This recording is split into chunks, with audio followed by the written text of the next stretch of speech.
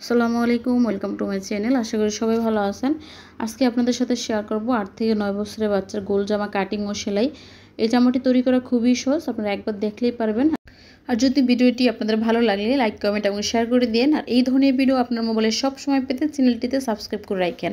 দেখেন কাপড়টিকে আমি দুটো ভাঁজ দিয়ে নিয়ে 4 পার্ট করে নিয়েছি।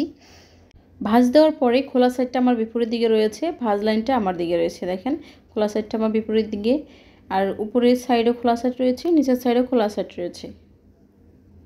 এখান থেকে দাগ দিয়ে আমি কাপড়টা সমান করে নিচ্ছি।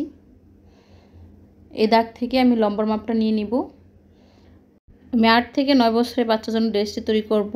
আমি জামা লম্বা নিব 35 ইঞ্চি, 1 ইঞ্চি বাড়িয়ে এখানে 36 ইঞ্চিতে একটা দাগ দিয়ে নিচ্ছি। দাগটি আমি স্কেলের সাহায্যে টেনে নিচ্ছি। এরপরে উপরে এই দাগ থেকে আমি পুটের মাপটা নিয়ে নিব। এখানে পুট নিচ্ছি 5.5 ইঞ্চি এবং আর্মহোলের জন্য 5.5 ইঞ্চি। দাগগুলো আমি স্কেলের সাহায্যে টেনে নিব। আর্মহোলের নিচের দাগ থেকে আমি বডির মাপটা নিয়ে নিব। বডি যত হয় তার 4 ভাগের 1 ভাগ নিতে হবে। আমার বডি হচ্ছে 29 ইঞ্চি, 29 ইঞ্চির 4 ভাগের 1 ভাগ হচ্ছে 7.5 ইঞ্চি এবং সেলাইয়ের জন্য আরও হাফ ইঞ্চি। মোহরার শেপের জন্য বক্সের কোণা থেকে একটা 1 ইঞ্চিতে দাগ দিয়ে নিচ্ছি। এরপরে মোহরার লম্বার অর্ধেক থেকে একটা দাগ দিয়ে নিচ্ছি। এই দাগ থেকে মোহরার শেপটা দিয়ে নিতে হবে বডি পর্যন্ত। এখান থেকে এভাবে করে বডি পর্যন্ত শেপটা দিয়ে নিতে হবে। আর্মহোলের শেপটা দিয়ে নেওয়ার পরে আমি যে পেটের মাপটা নিব, পেটের মাপের জন্য বডির মাপ থেকে 5.5 ইঞ্চি নিচে একটা দাগ দিয়ে নিচ্ছি। এই দাগটি স্কেলের সাহায্যে টেনে নিচ্ছি। এই দাগের উপরে পেটের মাপটা নিয়ে নিব। পেট হচ্ছে 28 ইঞ্চি, 28 ইঞ্চির 4 ভাগের 1 ভাগ হচ্ছে 7 ইঞ্চি, আর হাফ ইঞ্চি নিচ্ছি সেলাইয়ের জন্য। আপনারা চাইলে এখানে 1 ইঞ্চি বাড়িয়ে নিতে পারেন। এই দাগগুলো স্কেলের সাহায্যে পেটের মাপ আর হচ্ছে বডির মাপ এভাবে করে টেনে নিতে হবে। দাগগুলো টানা হয়ে গেলে আমি গলার মাপটা নিয়ে নিব। গলার চওড়া নিচ্ছে 2 ইঞ্চি আর লম্বা হচ্ছে 3.5 ইঞ্চি। আমি যেহেতু সামনে পিছনে সমান গলা নিব তাই তালপাট কাটিনি। সামনে পিছনে ছোটো বড় গলা হলে এখানে তালপাট কাটতে হবে হাতায়। দেখেন এখানে গোল গলা শেপটা দিয়ে নিচ্ছি বক্সের মতো তৈরি করে। যেখানে লম্বার মাপটা নিয়েছিলাম সেখান থেকেই ঘেরের মাপটা নিয়ে নিব। এখানে 17 ইঞ্চি রয়েছে, আমি পুরো কাপড়টাই নিয়ে নিব ঘেরের জন্য। এরপরে কর্নার থেকে 2 ইঞ্চি উপরে আমি একটা দাগ দিয়ে নিচ্ছি। এখানে রাউন্ড করে কাটিং করতে হবে। আপনারা চাইলে এখান থেকে 2.5 থেকে 3 ইঞ্চি পরিমাণ উপরে কাটিং করতে পারেন। পেটের মাপ থেকে নিচে ঘেরের মাপ পর্যন্ত স্কেলের সাহায্যে এভাবে দাগগুলো টেনে নিতে হবে। আমি দাগগুলো গাঢ় করে দিচ্ছি আপনাদের বোঝার সুবিধার্থে। দাগগুলো দেওয়া হয়ে গেলে আমি এখন কাটিং করে নিব। মাপ অনুযায়ী সব দাগগুলো দিয়ে নিয়েছি। এই দাগের উপরে আমি এখন কাটিং করে নিচ্ছি। এ পর্যায়ে সবার কাছে রিকোয়েস্ট, যারা আমার ভিডিওটি দেখছেন, ভিডিওটি সামান্য পরিমাণ ভালো লাগলে লাইক, কমেন্ট এবং শেয়ার করে দিন। আর এই ধরনের ভিডিও আপনার মোবাইলে সবসময় পেতে চ্যানেলটিতে সাবস্ক্রাইব করে রাখেন। জামাটি কাটিং করা খুবই সহজ, আপনারা যারা নতুন আছেন তারাও একবার দেখলেই পারবেন। দেখতেই পাচ্ছেন জামাটি কাটিং করা হয়ে গেছে। এ পর্যায়ে এখান থেকে দেখেন হালকা কাট বসিয়ে নিতে পারেন, সেলাইয়ের সময় সেলাই করতে সুবিধা হবে।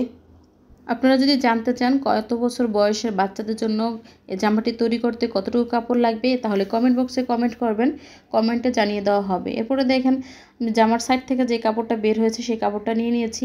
এখানে 4 পাটের কাপড় রয়েছে, আমি 2 পাট সরিয়ে রেখে হাতার সাইডের কাপড়টা একটা ভাঁজ দিয়ে নিয়েছি। এই কাপড়ের উপরে গলার সাইড থেকে যে কাপড়টা বের হয়েছে সেই কাপড়টা নিয়ে আমি কাটিং করে নিয়েছি। এরপরে 1 ইঞ্চি চওড়া করে আমি কাপড়টা কাটিং করে নিব গলার পট্টির জন্য। দেখেন এখানে গলা পট্টিটা বের করে নিয়েছি। এখানে 2 পাটে রয়েছে, সামনের পাট এবং পিছনের পাটের জন্য। এরপরে বাকি যে কাপড়টা থাকে কাপড়টা এভাবে করে একটা ভাঁজ দিয়ে নিতে হবে হাতাটা বের করার জন্য। দেখেন এভাবে 4 পাটে ভাঁজ করে নিয়েছি। 2 পাটের কাপড়টা একটা ভাঁজ দিয়ে 4 পাটে করে নিয়েছি। সামনের দিকে ভাঁজ দিয়ে সেলাইয়ের জন্য 1 ইঞ্চিতে একটা দাগ দিয়ে নিচ্ছি। হাতার মুহুরি নিচ্ছি 5 ইঞ্চি এবং সেলাইয়ের জন্য আরও হাফ ইঞ্চি নিচ্ছি। হাতার মোহরার মাপের জন্য জামা থেকে একটা একুরেট মাপ নিয়ে নিতে হবে। দেখেন জামাটা মেলে নিয়েছি। হাতাটা এখান থেকে সেলাইয়ের কাপড় বাদ দিয়ে, 2 সাইডে সেলাইয়ের কাপড় বাদ দিয়ে এখান থেকে মোহরার একটা একুরেট মাপ নিয়ে নিতে হবে। 6.5 ইঞ্চি রয়েছে। প্রথমে এখান থেকে আমি লম্বার মাপটা নিয়ে নিচ্ছি এবং ভিতর দিকে 2 ইঞ্চির দাগ দিয়ে নিচ্ছি। কোনাকুনিভাবে 6.5 ইঞ্চিতে দাগ দিয়ে এখান থেকে শেপটা দিয়ে নিতে হবে। এখান থেকে এভাবে করে শেপটা দিয়ে নিতে হবে। মুহুরি এবং মোহরার দাগটা এভাবে মিলিয়ে নিতে হবে। এই দাগ অনুযায়ী এখন আমি কাটিং করে নেব। এভাবে করে জামা থেকে একুরেট একটা মাপ নিয়ে হাতা কাটিং করলে হাতাটা জামার সাথে একুরেট হবে সেলাইয়ের সময়। দেখতেই পাচ্ছেন আমি সেলাইয়ে চলে এসেছি। প্রথমে বডির একটি পার্ট নিয়ে নিয়েছি। বডির পার্টের সাথে গলার যে পটির কাপড়টা রয়েছে, পটির কাপড়টা এভাবে করে রেখে সব দিক থেকে সমান করে ধরে তারপরে একদম সাইড থেকে সেলাইটা করে নিতে হবে। বডির পার্টের ভাঁজ পার্টের উপরে এই পটির কাপড়টা রেখে সেলাই করতে হবে। দেখেন ভাঁজ পার্টের উপরে আমি পটির কাপড়টা রেখে সেলাই করে নিচ্ছি। গোল গলার শেপ অনুযায়ী আমি সব দিক থেকে একদম সাইড থেকে সেলাই করে নিচ্ছি। বডির পার্ট আর হচ্ছে পটির কাপড়টা একসাথে করে সেলাই করে নিতে হবে। সাইডের এই সেলাইটি দেওয়া হয়ে গেলে সেলাইয়ের ভিতরে যে কাপড়টা থাকবে সেই কাপড়টা হালকা কাটিং করে নিতে হবে। এভাবে করে কেচির মাথা দিয়ে সব দিক থেকে কাটিং করে নিতে হবে। এভাবে কাটিং করতে হবে যাতে সেলাইটা না কেটে যায়। হালকা এভাবে কাটিং করে নিলে উল্টানোর পরে শেপটা সুন্দর আসবে। দেখেন উল্টিয়ে আমি উল্টো পাশে নিয়ে এসেছি। এ পর্যায়ে আমি একদম সাইড থেকে চাপ সেলাই দিয়ে নিচ্ছি। আমি এখানে শুধু কাপড় দিয়ে গলাটা সেলাই করে নিয়েছি। আপনারা চাইলে এখানে বক্রম কিংবা পেস্টিংও ইউজ করতে পারেন। সাইডের এই সেলাইটি দেওয়া হয়ে গেলে যেই পট্টির কাপড়টা রয়েছে, পট্টির কাপড়ের ভিতরের দিকে কাপড়টা একটা ভাঁজ দিয়ে তারপর সেলাই করে নিতে হবে। এই ভাঁজটা দিয়ে একটা সেলাই করে নিতে পারেন আপনারা। এই পট্টির কাপড়টা জামার সাথে সেলাইয়ের আগেই আমি একবারই বডি পার্টের সাথে পট্টির কাপড়টা সেলাই করে এখানে একটা ভাঁজ দিয়ে তারপর বডি পার্টের সাথে সেলাই করে নিচ্ছি।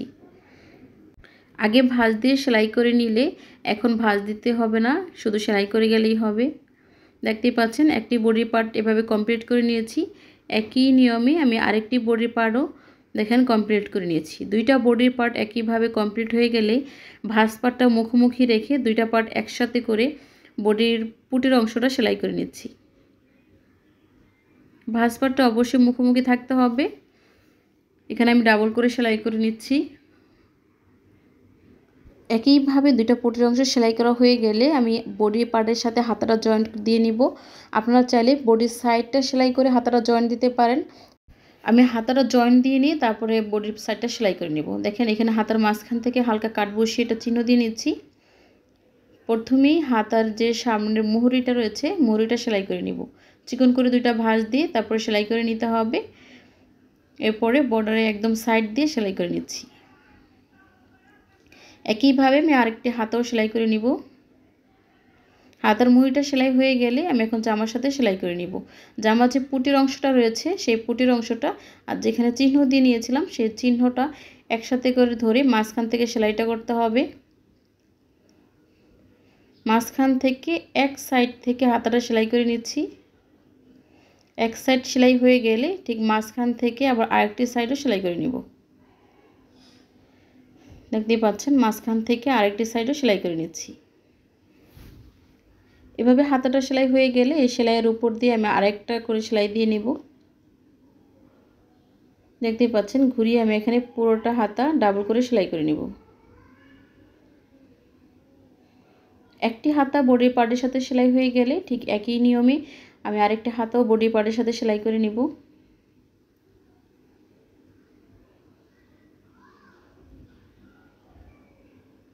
দেখতেই পাচ্ছেন হাতার কাপড়টা বডি পার্টের সাথে জয়েন্ট দেওয়া হয়ে গেছে। দুইটা হাতা জয়েন্ট দিয়ে নেওয়ার পরে উল্টো সাইড থেকে ভাঁজ করে নিতে হবে। এরপর হাতার নিচ থেকে সেলাইটা শুরু করতে হবে। দেখেন হাতার মুহুরিটা হচ্ছে 5 ইঞ্চি রাখবো। 5 ইঞ্চি থেকে সেলাইটা শুরু করছি। হাতার নিচের অংশ আর হচ্ছে বডির সাইডটা আমি একসাথে করে সেলাই করে নিব। একদম নিচের ঘের পর্যন্ত সেলাই করে নিচ্ছি।